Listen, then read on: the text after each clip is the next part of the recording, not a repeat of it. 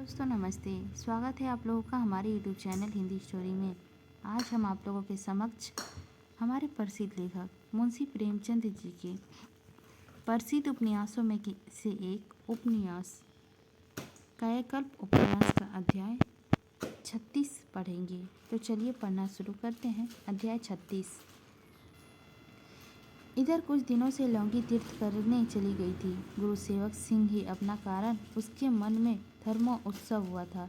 इस यात्रा के शुभ फल में उनको भी कुछ हिस्सा मिलेगा यह तो नहीं कहा जा सकता, पर उसके पिता को अवश्य मिलने की संभावना थी।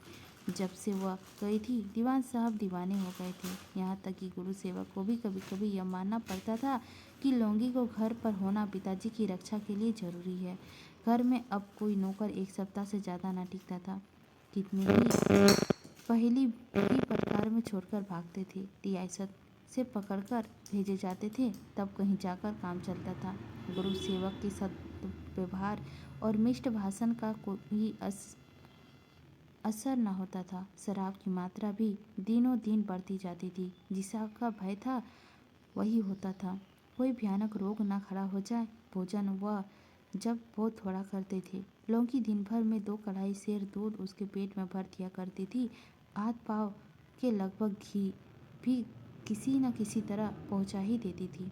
इस कला में वह निपुण थी। पति सेवा का वह अमर सिद्धांत जो 40 साल की अवस्था के बाद भोजन की योजना ही पर विशेष आग्रह करता है, सदैव उनकी आंखों के सामने रहता था। वह कहा करती थी, घोड़े और मर्द कभी बूढ़े नहीं होते, केवल उन्हें रतीब मिलना चाहिए।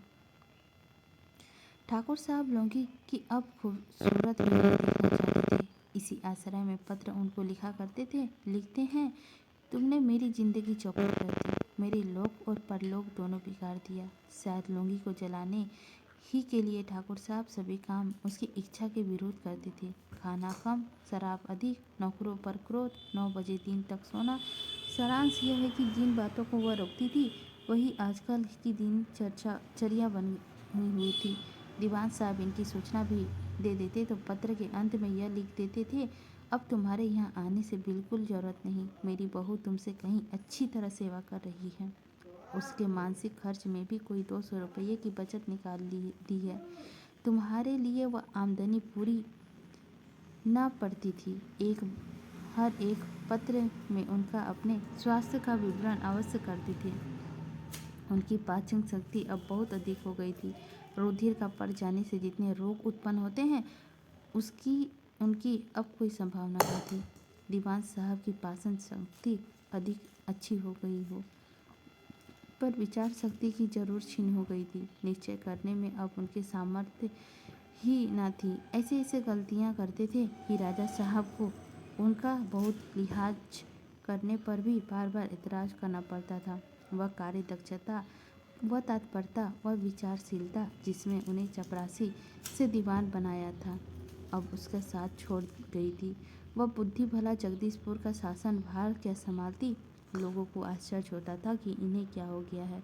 गुरु सेवक को भी शायद मालूम होने लगा कि पिताजी की आड़ में कोई दूसरी शक्ति रियासत का संचालन करती थी। एक दिन उन्होंने पिताजी जी से कहा, लौंगी कब तक आएगी?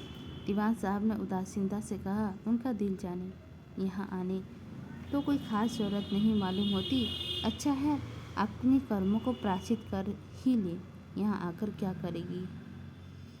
उसी दिन भाई बहन में इस विषय में बातें हुई। मनोरमा ने कहा, भैया क्या तुमने लौंगी अम्मा को बुला दी है? दादाजी की दशा देख रहे हो कि नहीं, सूख कर काठा हो गए हैं। गुरु सेवक, भोजन तो करते ही नहीं, कोई क्या करे, बस जब देखो शराब शराब। मनोरमा, उन्हें लौंगी अम्मा ही कुछ ठीक कर सकती है। उन्हीं को किसी तरह बुलाओ और बहुत जल्द। पिताजी की दशा देखकर मुझे बहुत भय हो रहा है। राजा साहब तो कहते हैं तुम्हारे पिताजी सटिया गए हैं। गुरु सेवक, तो मैं क्या करूं? बार बार कहता हूं कि बुला लीजिए, पर वह सुनते ही नहीं, उल्टे ही चिढ़ने और लिख देते हैं कि तुम्हारे यहाँ आने की जरूरत नहीं। वह एक हटीन है, भला इस तरह क्यों आने लगी। मनोरमा, नहीं भैया, वह लाख हटीन हो, पर दादाजी पर जान देती है। वह केवल तुम्हारे भय से नहीं आ रही है। तीर्थ यात्रा में उसकी श्रद्धा कभी ना थी। वह रो रो कर उसने दिन काट रहे होंगे। पिताजी जितना ही उसे आने के लिए रोकते उतना ही उससे आने की इच्छा होती है, पर तुमसे डरती है। गुरु सेवक नोरा, मैं सच कहता हूँ, मैं दिल से चाहता हूँ कि वो आ जाए, पर सोचता हूँ जब पिताजी मना करते हैं तो मेरे बुलाने से क्यों आने लगी। रुपए पैसे की कोई तकलीफ तो है नहीं। मनोरमा, तुम समझते हो दादाजी उसे मना करते हैं। उसकी दशा देखकर भी ऐसे कहते हो। जब से अम्मा जी का सर्ववास हुआ, दादाजी ने अपने को उसके हाथों बेच दिया। लौंगी ने ही ना संभाला होता तो अम्मा जी ने शौक से दादाजी प्राण दे देते। मैंने किसी विवाहित स्त्री को इतनी पति भक्ति नहीं देखी। अगर दादाजी को बचाना चाहते हो तो जाकर लौंगी अम्मा को अपने साथ लाओ। गुरु सेवक, मेरा मन तो बहुत मुश्किल है नोरा, मेरा जाना तो बहुत मुश्किल है। मनोरमा, क्यों? क्या इस तरह का अपमान होगा? गुरु सेवक, वह समझेगी आखिर इन्हीं की गरज पड़ी आकर और मेरे सिर पर चढ़ जाएगी। उसका मिजाज और भी आसमान पर जा पहुँचेगा। मनोरमा, भाग भैया, ऐसी बातें मुंह से ना निकालो। लौंगी देवी है, उसने तुम्हारा और मेरा पालन किया है। उस पर तुम्हारा यह गर्व देखकर मुझे दुख होता है। गुरु सेवक, मैं अब उनसे कभी ना बोलूँगा, उनकी किसी बात को भूलकर भी दखल न दूंगा, लेकिन उसे बुलाने ना जाऊँगा। मनोरमा, अच्छी बात है, तुम ना जाओ, लेकिन मेरे जाने से तो कोई आपत्ति नहीं है। गुरु सेवक, तुम जाओगी?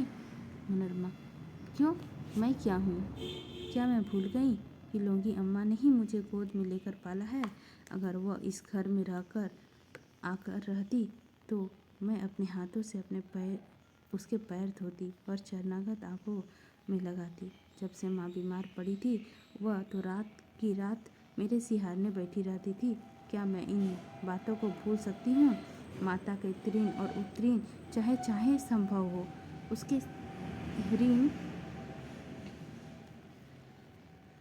से कभी उऋणी नहीं हो सकते। चाहे ऐसे कोई 10 जन्म लूँ। आजकल वह कहाँ है? गुरु सेवक लज्जित हुए। घर आकर उन्होंने देखा कि दीवान साहब थाप आड़े पड़े हुए हैं।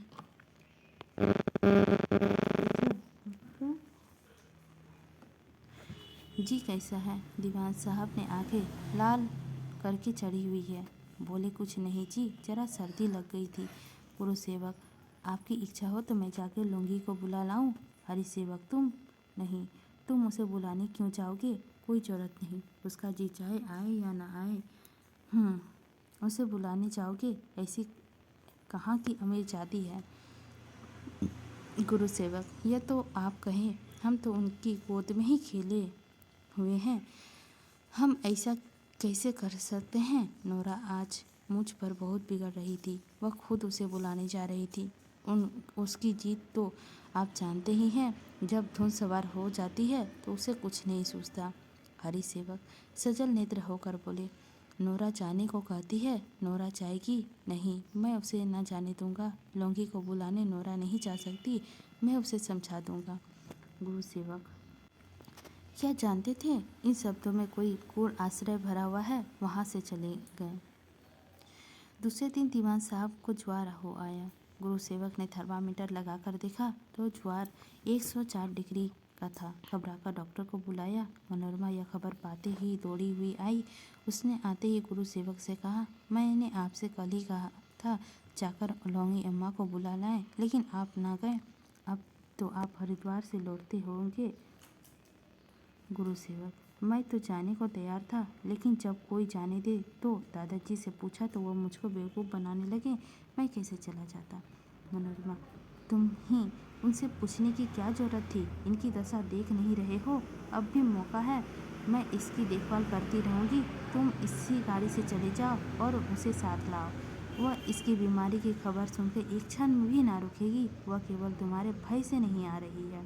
दीवान साहब मनोरमा को देखकर बोले, आओ नोरा, मुझे तो आज ज्वार आ गया। गुरु सेवक कह रहा था कि तुम लौंगी को बुलाने जा रही हो। बेटी, इसने तुम्हारा अपमान है।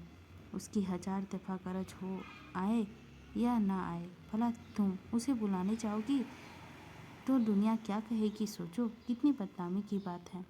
मनोरमा, दुनिया जो चाहे कहे, भाई मैंने भैया जी को भेज दिया है। वह तो स्टेशन पहुंच गए होंगे, शायद गाड़ी पर सवार भी हो गए होंगे। हरिसेवक, सच? यह तुमने क्या किया? लौंगी कभी ना आएगी। मनोरमा, आएगी क्यों नहीं? ना आएगी तो मैं जाऊंगी और उसे मना लाऊंगी। हरिसेवक, तुम उसे मनाने चाहोगी? रानी मनोरमा लौंगी कहारिन को मनाने जाएगी। मनोरमा लौंगी कहारिन की दूध पीकर बड़ी ना होती तो आज मनोरमा रानी मनोरमा कैसे होती? हरिसेवक का मुरझाया हुआ चेहरा खिल उठा, बुझी हुई आंखें जगमगा उठी। प्रसन्न मुख होकर बोली, नोरा, तुम सचमुच दया की देवी हो। देखो, अगर लौंगी आए तो मैं ना रहूं तो उसे एक खबर देती रहना। उससे मेरी बड़ी सेवा की है, मैं कभी उसका एहसान का बदला नहीं चुका सकता। गुरु सेवक उसे सताएगा, उसे घर से निकालेगा, लेकिन तुम उस दुखिया की रक्षा करना। मैं चाहूँ तो उसको सारी संपत्ति उसके नाम लिख सकता हूँ। यह सब जायदाद मेरी पैदा की हुई है। मैं अपना सब कुछ लौंगी को दे सकता हूँ, लेकिन लौंगी कुछ ना लेगी। वह दुष्टा मेरी जायदाद का एक पैसा भी ना छुएगी। वह अपने गहने पाते भी काम पड़ने पर इस घर में लगा देगी। बस वह सम्मान चाहती है, कोई उसका आदर्श के साथ बोले और उसे लूट ले। वह अब घर की स्वामिनी बनकर भूखों को मार जाएगी, लेकिन दासी बनकर सोने की कोर भी ना खाएगी। यह उसका स्वभाव है। गुरु सेवक ने आज तक उसका स्वभाव न जाना। नोरा, जिस दिन वह गई है मैं कुछ और ही हो गया हूँ। जान पड़ता है मेरी आत्मा चली गई।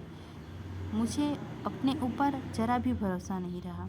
मुझसे निश्चय करने की शक्ति ही नहीं रही। अपने कर्तव्य का ज्ञान ही नहीं रहा। तुम्हें अपने बचपन का याद आता है नोरा? मनोरमा, बहुत पहले की बात है, याद नहीं है, लेकिन लौंगी अम्मा मुझे गोद में खिलाया खूब करती थी। अपनी बीमारी भी याद है आती है, जब लौंगी अम्मा मुझे पंखा झाला करती थी। हरिसेवक ने अरुण कंठ से कहा, उससे पहले की बात है नोरा, जब गुरु सेवक 3 वर्ष का था और तुम्हारी माता तुम्हें साल भर का छोड़कर चली गई थी। मैं पागल हो गया था। यही जी में आता था कि आत्महत्या कर ली। नोरा, जैसे तुम वो वैसी तुम्हारी माता भी थी। उसका स्वभाव भी तुम्हारे जैसा था। मैं बिल्कुल पागल हो गया था उस दशा में। इसी लौंगी ने मेरी रक्षा की थी। उसकी सेवा ने मुझे मुंद कर दिया। उसे तुम लोग पर प्राण देते देख उस पर मेरा प्रेम हो गया। मैं उसके स्वरूप और युवन पर ना रिझा। तुम्हारी माता के बाद किसका स्वरूप और युवन मुझे मोहित कर सकता था? मैं लौंगी के हृदय पर मग्न हो गया। तुम्हारी माता भी तुम लोगों का लालन पालन इतना तन्मय होकर ना कर सकती थी। गुरु सेवक की बीमारी की याद तुम्हें क्या आएगी? न जाने उसे कौन सा रोग हो गया था। खून के दस्त आते थे, दस्त तिल तिल पर। 6 महीने तक उसकी दशा यही रही। जितनी दवा दारू उस समय कर सकता था वह सब करके हार गया। झाड़ फूक, दुआ ताबीज सब कुछ कर चुका। इसके बचने का कोई आशा न थी। गलकर कांटा हो गया। रोता तो इस तरह मानो कहरा रहा था। यह लौंगी ही थी जिसमें उसे मौत के मुंह से निकाल लिया। कोई माता अपने बालक की सेवा नहीं कर सकती जो उसके तन्मय सने को देखता दांतों तले उंगली दबाता था। क्या वह लोभ के वश अपने को मिटा देती थी? लोभ में भी कहीं त्याग होता था। और आज गुरु सेवक उसे अपने घर से निकाल रहा है। समझता है कि लौंगी मेरे धन के लोभ से मुझे घेरे हुए है। मुख यह नहीं सोचता है कि जिस समय लौंगी उसका पंजर गोद में लेके रोया करती थी उस समय धन कहाँ था? सच पूछो तो यहाँ लक्ष्मी लौंगी के समय ही आई, बल्कि लक्ष्मी ही लौंगी के रूप में आई। लौंगी ही ने मेरा भाग्य को रचा। जो कुछ किया उसी ने किया। मैं तो निर्मित मात्र था।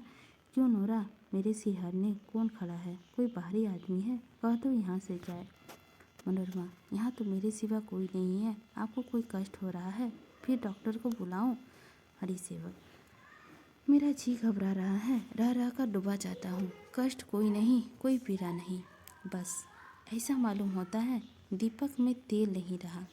गुरु सेवक, शाम तक पहुँच जाएगा? मनोरमा, हाँ, कुछ रात जाते जाते पहुंच जाएंगे। अरे सेवक, कोई तेज मोटर हो तो मैं शाम तक पहुंच जाऊं। मनोरमा, इस दशा में इतना लंबा सफ़र आप कैसे कर सकते हैं? अरे सेवक, हाँ यह तो ठीक कहती हो बेटी, मगर मेरी दवा लौंगी के पास है। उस सती का कैसा प्रताप है, जब तक वह रही मेरे सिर में कभी दर्द भी ना हुआ। मेरी मुखता देखो कि जब उसने तीर्थ यात्रा की बात कही तो मेरा मुंह में एक बार भी ना निकला। तुम मुझे किस प्रकार छोड़ के जाती हो? अगर मैं कह सकता तो वह कभी ना जाती। एक बार भी नहीं रोका। मैं उसे निष्ठुरता का दंड देना चाहता था। मुझे उस वक्त यह ना सोच पड़ा था। यह कहते कहते दीवान साहब फिर चौंक पड़े और द्वार की ओर ताक आशंकित ने क्रोध से देखकर बोले, वो कौन अंदर आया नोरा? ये लोग मुझे क्यों घेरे हुए हैं?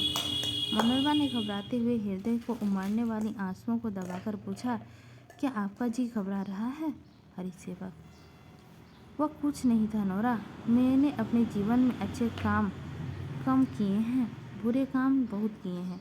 अच्छे काम जितने भी किए लौंगी ने किए, बुरे काम जितने किए वह मेरे हैं। उसके डर का भागी मैं हूँ। लौंगी को कहने पर चलता तो आज मेरी आत्मा शांत होती। एक बात तुमसे पूछूं नोरा, कहोगी?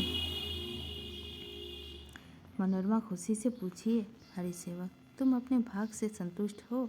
मनोरमा, ये आप क्यों पूछते हो? क्या मेरे आपसे कोई शिकायत की है? हरिसेवक, नहीं नोरा, तुमने कभी शिकायत नहीं की और ना करोगी, लेकिन तुम्हारे साथ जो घोर अत्याचार किया है उसकी व्यथा से आज मेरे अंत पीड़ित हो रहा है। मैंने तुम्हें अपनी तृष्णा को भेंट चखा दी, तुम्हारे जीवन का सर्वनाश कर दिया। ईश्वर, तुम मुझे उसका कठिन से कठिन दंड देना। लौंगी ने कितना विरोध किया, लेकिन मैंने एक ना सुनी। तुम निर्धन होकर सुखी रहती, मुझे तृष्णा ने अंधा बना दिया था। फिर जी डूबा जाता है। आखिर उस देवी के दर्शन ना होंगे? तुम उनसे कह दो नोरा कि वह स्वार्थी नीच पापी जीवन अंत समय में उसकी याद से तड़पता रहा। मनोरमा, दादाजी आप ऐसी बातें क्यों करते हैं? लौंगी अम्मा कल शाम तक आ जाएगी। हरिसेवक हंसे, वह विलक्षण हंसी जिसमें समस्त जीवन की आशाओं की अभिलाषाओं का प्रतिवाद होता है। फिर संगीन भाव से बोले, कल शाम तक? हाँ शायद। मनोरमा आंसुओं के बेग को रोके हुए थी। उसे उस चिर परिचित स्थान से आज एक विचित्र शंका का अभ्यास हो रहा था। ऐसा जान पड़ता था कि सूर्य प्रकाश कुछ क्षीण हो गया है, मानो संध्या हो गई है। दीवान साहब के मुख से ताकते हुए हिम्मत ना पड़ती थी। दीवान साहब छत की ओर टकटकी लगाए हुए थे, मानो उसकी दृष्टि अनंत के उस पार पहुंच जाना हो। सहसा उन्होंने क्षीण स्वर्ग में पुकारा, नोरा। मनोरमा ने उसकी करुण नेत्रों को देखकर कहा, खड़ी हूँ दादाजी। दीवान, चला कलम दावत लेकर मेरे समीप आ जाओ। कोई और तो यहाँ नहीं है? मेरे दानपत्र लिख लूँ? गुरुसेवक की लौंगी से ना पटेगी, मेरे पीछे उसे बहुत कष्ट होगा। मैं अपनी सब जायदाद लौंगी को देता हूँ। जायदाद के लोभ में गुरुसेवक उससे दबेगा। तुम यह लिख लो और तुम ही उसकी साक्षी देना। जरा बहू को बुला लो, मैं उसे भी समझा दूँ। वह वसीयत तुम अपने पास रखना, जरूरत पड़ने पर इसके काम लेना। मनोरमा अंदर जाके रोने लगी। आंसुओं का बेग उसके रोके ना रुका। उसकी भाभी ने पूछा, क्या है दीदी, दादाजी को कैसा है? यह कहते हुए वो घबराई हुई दीवान साहब के सामने आके खड़ी हुई। उनका आंखों में आंसू भर आए। कमरे में वह निस्तब्धता छाई हुई थी, जिसका आश्रय सहज और समझ में आता था। उसने दीवान साहब के पैरों पर सिर रख दिया और रोने लगी। दीवान साहब ने उसके सिर पर हाथ रखकर आशीर्वाद देते हुए कहा, बेटी, यह मेरा अंतिम समय है। यात्रा के समान कर रहा हूँ। गुरुसेवक के आने तक क्या होगा नहीं जानता। मेरे पीछे लौंगी बहुत दिन ना रहेगी, उनका दिल ना दुखाना। मेरी तुमसे यही याचना है। तुम बड़े घर की बेटी हो, जो कुछ करना उसकी सलाह से करना, इसी से वो प्रसन्न रहेगी। ईश्वर तुम्हारा सौभाग्य अमर रखे। यह कहते कहते दीवान साहब की आंखें बंद हो गई। कोई आध घंटे के बाद उन्होंने आंखें खोली। उत्सुक नेत्रों से इधर उधर देखकर बोला, अभी नहीं आई, अब भेंट ना होगी। मनोरमा ने रोते हुए कहा, दादाजी मुझे भी कुछ कहते जाइए, मैं क्या करूं? दीवान साहब ने आंखें बंद किए हुए कहा, लौंगी को देखो। थोड़ी देर में राजा साहब आ पहुंचे। अहिल्या भी उसके साथ थी। मुंशी ब्रजधर को भी उमड़ती हुई खबर मिली। दौड़े आए। रियासत में सैकड़ों कर्मचारी जमा हो गए। डॉक्टरों भी आ पहुंचे। दीवान साहब ने आंखें ना खोली। संध्या हो गई थी। कमरे में सन्नाटा छाया हुआ था। सब लोग सिर झुकाए बैठे थे, मानो शमशान की भूतगण बैठे हों। सबको आश्चर्य हो रहा था, इतनी जल्द यह क्या हो गया? अभी कल तक तो मज़े से रियासत में काम करते रहे। दीवान साहब अचेत पड़े हुए थे, किंतु आंखों के आंसू की धारें बहकर गालों पर गिरते आ रही थी। उस वेदना का कौन अनुमान कर सकता था? एकाएक द्वार पर एक बग्घी आकर रुकी और उसमें एक स्त्री उतरकर घर में दाखिल हुई। शोर मच गया, आ गई। यह लौंगी थी। लौंगी आज हरिद्वार से ही चली थी। गुरु सेवक से उसे भेंट ना हुई थी। इतने आदमियों को जमा देकर उसका हृदय दहल उठा। उसने कमरे में आते ही और लोग हट गए। केवल मनोरमा और उसकी भाभी और अहिल्या रह गई। लौंगी ने दीवान साहब के सिर में हाथ रखकर हराई हुई आवाज में कहा, प्राणनाथ, क्या मुझे छोड़कर चले जाओगे? दीवान साहब की आंखें खुल गई। उन आंखों में कितनी अपार वेदना थी, किंतु कितना अपार प्रेम। उन्होंने दोनों हाथें फिराकर कहा, लौंगी, और पहले क्यों ना आई? लौंगी ने दोनों हाथें फैलाते बीच में ही अपना सिर रख दिया और उस अंतिम प्रेम गिलेनी के आनंद से विहग हो गई। इस निर्जीव मरणोन्मुखन प्राणी के आलिंगन ने उसे आत्मबल, विश्वास और तृप्ति का अनुभव किया, जो उसके लिए अभूतपूर्व था। इस आनंद में वह शोक भूल गई। 25 वर्ष का दाम्पत्य जीवन ने उसने कभी इतना आनंद न पाया था। निर्दय अविश्वास रह रहकर उसे तड़पाता रहता था। उसे सदैव यह शंका बनी रहती थी, यह ढोंगी पार लगाती है या मझधार में डूब जाती है। वायु का हल्का सा वेग, लहरों का हल्का सा आंदोलन, नौका का हल्का सा कंपन उसे भयभीत कर देता था। आज उन सारी शंकाओं और वेदनाओं का अंत हो गया। आज उसे मालूम हुआ, जिनके चरणों में मैंने अपने को समर्पित किया था, वह अंत तक मेरा रहा। वह शोकमय कल्पना भी कितनी मधुर और शांतिदायक थी। यह किसी वीरगति की दशा में थी कि मनोरमा का रोना सुनकर चौंक पड़ी और दीवान साहब के मुख की ओर देखा। तब उसने स्वामी के चरणों पर सिर रख दिया और फूट फूट कर रोने लगी। एक क्षण के मारे घर में कोहराम मच गया। नौकर चाकर भी रोने लगे। जिन नौकरों के दीवाने पे मुख पे नित्य खुशलियाँ मिलती थी, वह भी रो रहे थे। मृत्यु ने मानसिक प्रवृत्तियों को शांत करने का विलक्षण शक्ति होती है। ऐसे विरले ही प्राणी संसार में होंगे जिनके अंत कारण मृत्यु के प्रकाश से आलोकित ना हो जाए। अगर कोई ऐसा मनुष्य है तो पशु समझो। हरिसेवक ने कृपता, कठोरता, संगीनता, धूर्तता के सारे दुर्गुण जिसके कारण वह अपने जीवन को बदनाम करते रहे, इस विशाल प्रेम का प्रवाह में बह गए। आधी रात बीत चुकी थी। लाश अभी तक गुरु सेवक का इंतजार में पड़ी हुई थी। रोने वाले रो धोकर चुप हो गए थे। लौंगी सो गृह से निकलकर छत पर गई और सड़क की ओर देखने लगी। सैर करने वालों की तो सैर खत्म हो चुकी थी, मगर मुसाफिरों की सवारी कभी कभी बंगले के सामने से निकल जाती थी। लौंगी सोच रही थी, गुरु सेवक अब तक लौटे क्यों नहीं? गाड़ी यह तो यहाँ 2 बजे तक आती है। क्या अभी 2 नहीं बजे? आते ही होंगे। स्टेशन की ओर से आने वाली हर सवारी गाड़ी को वह उस वक्त तक ध्यान से देखती थी, जब तक वह बंगले के सामने से ना निकल जाती। तब तक वह अधीर होकर कहती, अब भी नहीं आए। और मनोरमा बैठी दीवान साहब की अंतिम उपदेश का आश्रय समझाने की चेष्टा कर रही थी। उसके कानों में ये शब्द गूंज रहे थे, लौंगी को देखो। इसी के साथ हमारा 36 अध्याय भी समाप्त होता है। अगले एपिसोड में हम लोग अध्याय 37 कवर करेंगे। लेते हैं दोस्तों आप लोगों से विदा। मिलते हैं अगले एपिसोड अध्याय 37 लेके।